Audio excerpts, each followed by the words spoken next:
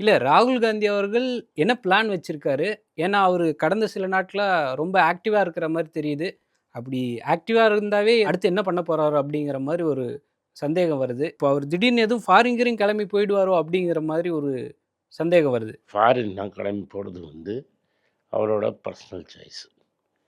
இப்போ இன்னைக்கு பிஜேபியை ஆல் இண்டியா எதிர்க்கிற ஒரே லீடர் அவர் தான். இல்ல அவர் எதுக்குறாரு. அதுல எந்த மாற்று கருத்தும் இல்ல. இருங்க. இல்ல இன்னும் 2 வருஷம் தான் இருக்கு. எலக்ஷனுக்கே இன்னும் ஒரு 2, 2 1/2 வருஷம் தானே இருக்கு. திமுகவா இருக்கு 2 வருஷம் இருக்குது சார். திமுகவா இருக்கட்டும், சந்திரபாபு நாயுடுவா இருக்கட்டும், பிஜேபியாக இருக்கட்டும், காங்கிரஸும் ஆர்ஜேடி தவிர மற்ற எல்லா கட்சியும் ஒரு சமயத்தில் பிஜேபியோட கூட்டணி வச்ச கட்சி தான். அதனால் இவங்க கரெக்டாக பண்ணுவாங்க, பிஜேபியோட கொள்கை எதிரி அப்படிலாம் நீங்கள் நம்பாதீங்க. வேறு வழி இல்லைன்னா பிஜேபியோட கூட திமுக போகிறதுக்கு தயங்க மாட்டாங்க.